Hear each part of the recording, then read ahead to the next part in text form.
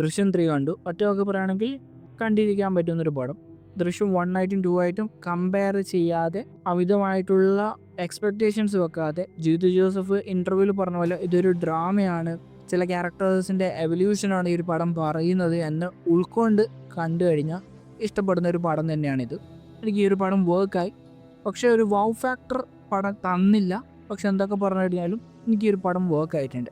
ഈ ഒരു പടം തുടങ്ങുന്നത് ഫസ്റ്റ് ഹാഫിൽ അത്യാവശ്യം ലാഗ് ഉണ്ട്, സെക്കൻഡ് ഹാഫിലും അതുണ്ട്. പക്ഷെ ഫസ്റ്റ് ഹാഫിൽ വന്ന ലാഗ് അത് കുറച്ചും കൂടി ക്രിസ്പാക്കാമായിരുന്നു എന്നാണ് എൻ്റെ ഒരു അഭിപ്രായം. കാരണം ഫസ്റ്റ് ഹാഫിൽ നമ്മൾ കാണിച്ചു തരുന്നത് ക്യാരക്ടറിൽ വന്നിട്ടുള്ള ചേഞ്ചസും അതിനെ ചുറ്റിപ്പറ്റിയിട്ട് വന്നിട്ടുള്ള പ്രശ്നങ്ങളൊക്കെ തന്നെയാണ്. പക്ഷേ അത് കുറച്ചും കൂടി ക്രിസ്പാക്കിയിരുന്നെങ്കിൽ നൈസായിരുന്നു എന്നാണ് എൻ്റെ ഒരു അഭിപ്രായം. ഇപ്പോൾ ജീതു ജോസഫ് ചില ഇൻ്റർവ്യൂസ് പറയുന്നുണ്ട്, ലാഗ് ഞാൻ അറിഞ്ഞുകൊണ്ട് ചെയ്യുന്നതാണ്, ലാഗ് ഉണ്ടായാൽ മാത്രമേ അത് വർക്ക് ആവത്തുള്ളൂ. അതൊക്കെ പരിഗണിച്ചിട്ടാണ് ഞാൻ പറയുന്നത്. ഫസ്റ്റ് ഹാഫിൽ ആ ലാഗ് അത്ര വേണ്ടായിരുന്നു. സെക്കൻഡ് ഹാഫിൽ വന്ന ലാഗ് ഡിസേർവിങ് ആണ്, കാരണം അങ്ങനെ ചെയ്തു കഴിഞ്ഞാലാണ് ആ ഒരു ഹുക്ക് ലഭിക്കത്തുള്ളൂ. പക്ഷേ ഫസ്റ്റ് ഹാഫിൽ ആ ഒരു ലാഗ് വേണ്ടായിരുന്നു. കുറച്ചും കൂടി ക്രിസ്പായിട്ടുള്ളൊരു സ്ക്രീൻ പ്ലേ അവിടെ ഉണ്ടായിരുന്നെങ്കിൽ കുറച്ചും കൂടി ഇൻട്രസ്റ്റിംഗ് ആയേനെ. കാരണം തിയേറ്ററിൽ ഇടയ്ക്കിടയ്ക്ക് ആൾക്കാർ ഫോൺ നോക്കുന്നതായിട്ട് കണ്ടിട്ടുണ്ടായിരുന്നു. അതൊക്കെ കൊണ്ടാണ് ഈ ഒരു അഭിപ്രായം പറയുന്നത്. അപ്പോൾ ഈ ഒരു പടത്തിൻ്റെ വേൾഡ് ബിൽഡിംഗ് ഒക്കെ നമ്മൾ ദൃശ്യം 1 കണ്ടതാണ്. 2 വേറെ രീതിയിലുള്ള ഒരു ജേർണിയാണ് കാണുന്നത്. 3 വരുമ്പോൾ ക്യാരക്ടേഴ്സിൻ്റെ ഒരു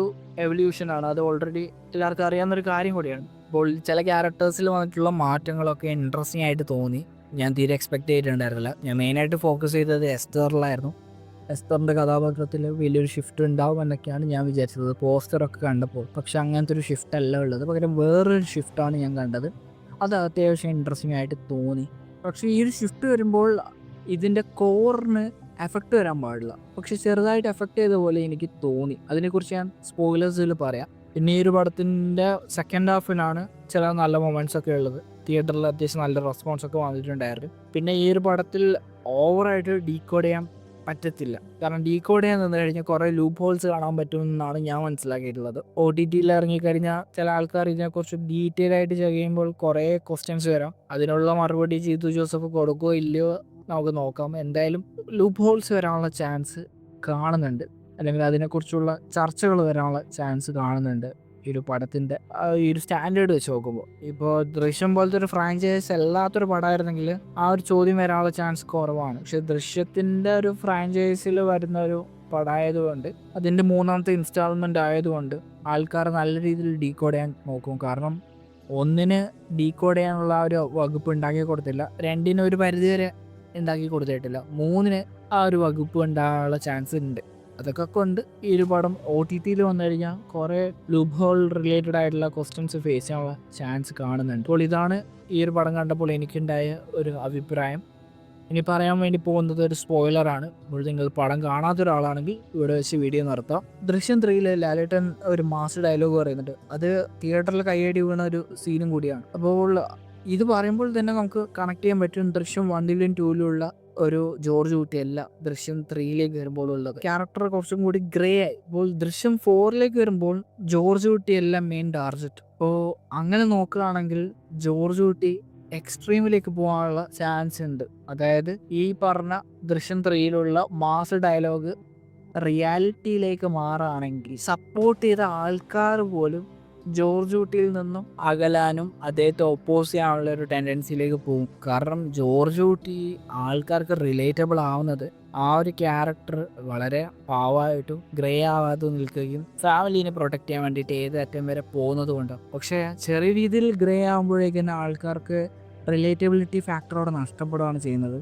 അല്ലെങ്കിൽ ആ ഒരു ക്യാരക്ടറിനോടുള്ള ഒരു ഇഷ്ടം കുറയാണ് ചെയ്യുന്നത്. അപ്പോൾ ഇപ്പം തന്നെ ആ ഒരു ക്യാരക്ടർ ഡിറ്റാച്ചായി. ഇനി ദൃശ്യം 4 വന്നു കഴിഞ്ഞാൽ അതിൻ്റെ മീറ്റർ മേലോട്ട് പോവുകയാണെങ്കിൽ, അതായത് പഴയ ജോർജ് കുട്ടി പോവാതെ പകരം അതിൻ്റെ മീറ്റർ മേലോട്ടേക്കാണ് പോകുന്നതെങ്കിൽ ആ ഒരു ക്യാരക്ടറിന് ആർക്ക് വേഴ്സ് ആവത്തേ ഉള്ളൂ എന്നാണ് ഞാൻ മനസ്സിലാക്കുന്നത്. അതായത് ഇപ്പോൾ തന്നെ ഡിറ്റാച്ച് ആയതുകൊണ്ട് വേഴ്സ് ആവുന്ന ഒരു പാറ്റേണിലേക്ക് പോകുന്ന രീതിയിലുള്ള ഒരു വൈബാണ് ലഭിക്കുന്നത്.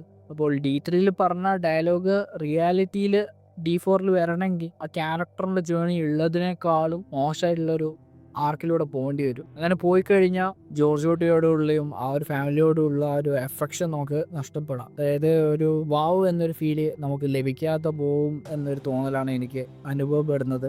എന്തായാലും ജോർജ് കുട്ടി ഇപ്പോൾ ഗ്രേ ഷെയ്ഡിലേക്ക് വന്നതുകൊണ്ട് ആ ഒരു ക്യാരക്ടർ ഇനിയിപ്പോൾ പഴയ ആ ഒരു ക്യാരക്ടറിലേക്ക് കൊണ്ടുവരാൻ നോക്കിക്കഴിഞ്ഞാലും സോഫ്റ്റ് ലോഞ്ച് നടക്കില്ല. ഒരു ഹാർഡായിട്ടുള്ള ഒരു ലോഞ്ച് നടക്കത്തുള്ളൂ. അത് എങ്ങനെയാണ് ജീത്തു ലാൻഡ് ചെയ്യാൻ വേണ്ടി പോകുന്നത്, അല്ലെങ്കിൽ ആ ഒരു ക്യാരക്ടറിൻ്റെ ആർക്ക് ഉള്ളതിനേക്കാളും വേഴ്സ് ആക്കോ നമുക്ക് നോക്കാം. അപ്പോൾ D4 വേണ്ടിയിട്ട് വെയിറ്റിംഗ് ആണ്.